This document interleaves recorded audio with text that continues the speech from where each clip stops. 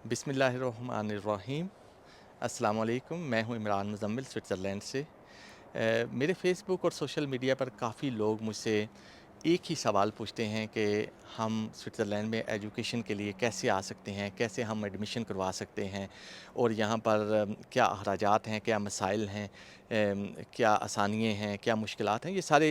ऐसे सवालात हैं जो हर पाकिस्तानी स्टूडेंट जानना चाहता है और ये जानना चाहता है कि उसका एडमिशन कैसे हो।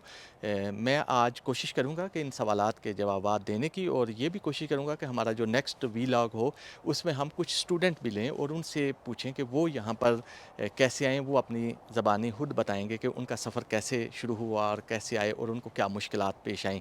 लेकिन आज मैं आपको थोड़ा सा यूनिवर्सिटीज़ के बारे में और यहाँ के हालात के बारे में बताऊँगा। पहली चीज़ है कि स्विट्ज़रलैंड में पब्लिक यूनिवर्सिटी हैं और प्राइवेट यूनिवर्सिटी हैं। पब्लिक यूनिवर्सिटी आपको मास्टर और पोस्ट ग्रेजुएट और डॉक्टरेट के प्रोग्राम ऑफ़र करती हैं। कुछ प्रोग्राम फुली फंडेड स्कॉलरशिप्स पे होते हैं, कुछ प्रोग्राम जिसमें आपको मिनिमम फ़ीस पे करनी होती है और ये फ़ीस 700 से 1100 स्विस फ्रैंक में बनती है। एडमिशन कराने का तरीका बड़ा आसान है, आपको किसी कंसल्टेंट की ज़रूरत नहीं। आप अपनी तलीमी असनाद, मिनिमम आपकी बैचलर एजुकेशन होनी चाहिए। आपकी तलीमी असनाद और आप एक मोटिवेशन लेटर लिखेंगे और कुछ यूनिवर्सिटीज़ आपसे मांगती हैं, वर्क एक्सपीरियंस भी मांगती हैं और साथ आपको एक इंग्लिश प्रोफिशिएंसी लेटर और आइलेट्स और टॉफल वो देना पड़ता है। कुछ यूनिवर्सिटी नहीं मांगती, लेकिन कुछ यूनिवर्सिटी ये इंग्लिश का सर्टिफिकेट रिक्वायर करती हैं। तो 3 चीज़ें आप ये याद रखें, आपकी तलीमी असनाद हो जाएंगी, एक मोटिवेशन लेटर होगा, वर्क एक्सपीरियंस होगा और इंग्लिश प्रोफिशिएंसी लेटर आपसे और सर्टिफिकेट मांगेगी। लेकिन ये तमाम यूनिवर्सिटी नहीं मांगती, कुछ यूनिवर्सिटीज़ मांगती हैं। आप उनकी ऑनलाइन किसी भी पब्लिक यूनिवर्सिटी का इंतखाब करते हैं, वहाँ ऑनलाइन उनके प्रोग्राम चूज़ करें, वहाँ एप्लीकेशन सबमिट करें और अगर वो एक्सेप्ट करते हैं तो वो आपको आपको एक ईमेल एक्सेप्टेंशन लेटर के ईमेल के साथ भेज देंगे। उसके बाद आपने स्विट्ज़रलैंड के एम्बेसी से अपॉइंटमेंट लेनी है। वहाँ आपने एक बैंक स्टेटमेंट जो आपकी 8 to 9 मिलियन की होनी चाहिए, वो आपने शो करनी है और एक्सेप्टेंस लेटर होना है, वो एम्बेसी आपको वीज़ा इशू कर देगी और आप यहाँ आ जाएंगे। अब अगला मरहला जो वो शुरू होता है वो ये है अकोमोडेशन। यहाँ पर अकोमोडेशन बहुत मुश्किल से मिलती है, यहाँ पर मकानात की बहुत कमी है, बहुत मुश्किल से आपको कमरा मिलता है और अगर कमरा मिलता है तो उसका किराया जो है वो 600-700 से 1000 तक होता है, जो एक स्टूडेंट के लिए बहुत ज़्यादा होता है। और उसके बाद आपने 15 दिन के अंदर अंदर अपने एड्रेस को अपनी जहाँ रजिस्ट्रेशन होती है, जहाँ आपको कमरा मिलता है, उसकी रजिस्ट्रेशन आपने यूनिवर्सिटी को देनी होती है और उसके बाद आपको यहाँ का परमिट जारी कर दिया जाता है। यहाँ एक बात काबिल ज़िक्र है कि स्विट्ज़रलैंड में स्टूडेंट्स को 6 महीने से पहले काम करने की इजाज़त नहीं होती। 6 माह के बाद आपको काम की इजाज़त मिलती है, वो भी शायद 15 से 20 घंटे।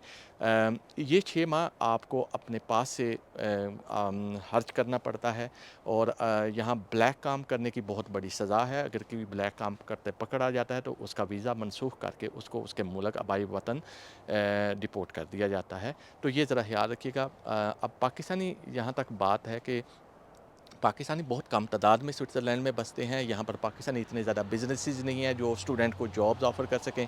तो जॉब्स लेने के लिए आपको यहाँ की जो मुकामी ज़बान है वो आनी बहुत ज़रूरी है। यहाँ मेन ज़बानें 3 बोली जाती हैं, जर्मन, इटालियन और फ्रेंच। और आपको इन तीनों ज़बानों में कोई एक ज़बान ज़रूर आनी चाहिए जॉब हासिल करने के लिए। अगर आपको मुकामी ज़बान नहीं आती तो आपके लिए जॉब के लिए मसाइल पैदा हो सकते हैं। तो ये चीज़ें आप ख़याल रखिएगा। अब मैं आपको सिर्फ़ ये कहूँगा कि आप किसी भी कंसल्टेंट्स की आपको ज़रूरत नहीं। आप सिर्फ़ उनकी यूनिवर्सिटी की वेबसाइट पर जाएँ, अपनी एप्लीकेशन अपनी सबमिट करें और अगर वो आपको एक्सेप्ट करते हैं, आपके तमाम डॉक्यूमेंट ठीक होते हैं, तो वो आपको एक्सेप्टेंस लेटर जारी कर देंगे।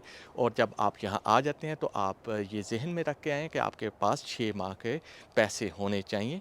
और उस 6 माह के लिए आपको मैं बता देता हूँ, एक तो आपका कमरे का किराया होगा, एक ट्रांसपोर्टेशन कार्ड होगा, आपने अगर आना آنا جانا ہے تو اس کی وہ یہاں ٹرانسپورٹ بہت مہنگی ہے، کھانا پینا ہوگا، اور ساتھ ہی ساتھ آپ نے موبائل وغیرہ وہ بھی یوز کرنا ہے، اس کے بھی اخراجات ہیں۔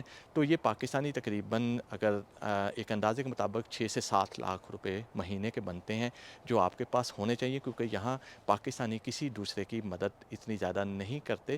اس کی یہ وجہ نہیں کہ وہ مدد کرنا نہیں چاہتے، کیونکہ ان کے اپنے حالات اس قدر ٹائٹ ہوتے ہیں کہ وہ چاہ کر بھی آپ کی مدد نہیں کر سکتے۔ تو اگر آپ کے پاس بیک اپ نہ ہو تو آپ کے لیے بہت زیادہ مشکلات ہو سکتی ہیں، اور ان مشکلات سے بچنے کے لیے آپ ضرور اپنا بیک اپ رکھیں۔ 6 ماہ کے لیے کم سے کم آپ کے پاس بیک اپ ہونا چاہیے، تاکہ اگر آپ کو جاب نہ بھی ملے تو آپ اس بیک اپ کو استعمال کر کے یہاں پر ایک اچھی زندگی گزار سکیں۔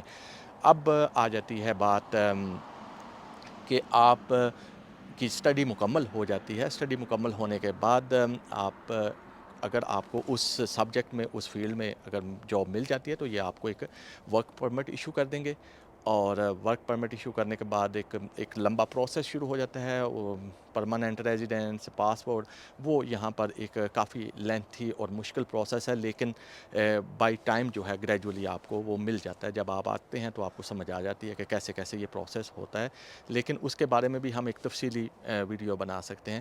فی الحال اسٹوڈنٹ کا ویزا اور یہاں آنا اور یہاں کے اخراجات کے بارے میں آپ کو بتا چکا ہوں کہ یہاں پر ویزا بھی آسانی سے مل جاتا ہے۔ جب آپ یہاں آ جاتے ہیں تو یہاں آ کر جو زندگی ہے وہ مشکل ہو جاتی ہے اگر آپ کے پاس بیک اپ نہ ہوں۔ رہائش بہت مشکل ملتی ہے، یہ بھی آپ اپنے ذہن میں رکھ کر آئیں کہ یہاں آسانی نہیں ہے کہ یہاں رہائش آسانی سے مل جائے۔ اور جو سب سے امپورٹنٹ چیز ہے کہ جب آپ آتے ہیں تو آپ فی الفور مقامی زبان جو جہاں پہ بھی رہتے ہیں، فرینچ ایریا میں رہتے ہیں، جرمن ایریا میں، اٹالین، وہاں ان کی مقامی زبان کو سیکھنے کی کوشش کریں، اس کے بعد ہی آپ کو جاب مل سکتی ہے۔ اور سب سے ضروری بات کہ پاکستانی بہت کم ہیں، بزنسز کم ہیں یہاں پر، پاکستان کے پاس بزنسز نہیں ہیں کہ جو آپ اسٹوڈنٹ کو جاب آفر کر سکیں۔ اگر کوئی آفر کرتا ہے تو وہ آپ کو اس کی اجرت بہت کم دیتا ہے اور آپ سے بہت زیادہ کام لیتا ہے۔ یہ ساری چیزیں تھیں جو میں سمجھتا تھا کہ آپ کو سمجھانا یہ حقیقت پر مبنی ہے۔ انشاءاللہ میں جب دوسرا ویلاگ کروں گا یا دوسری بار کسی اسٹوڈنٹ کو لوں گا جو ابھی حال ہی میں آئے ہیں یہاں سوئٹزرلینڈ میں، اور ان سے ان کے تجربات کے بارے میں پوچھیں گے کہ کیسا ان کا تجربہ رہا سوئٹزرلینڈ میں۔ بلا شبہ سوئٹزرلینڈ ایک خوبصورت ملک ہے، اور میں چاہتا ہوں کہ پاکستانی یہاں آئیں اور اس خوبصورتی کو، قدرتی خوبصورتی کو دیکھیں اور انجوائے کریں، لیکن آپ سب اپنا فیصلہ سوچ سمجھ کر کیجیے گا۔ سوئٹزرلینڈ سے عمران مزمل، اپنا خیال رکھیے گا۔ اللہ حافظ۔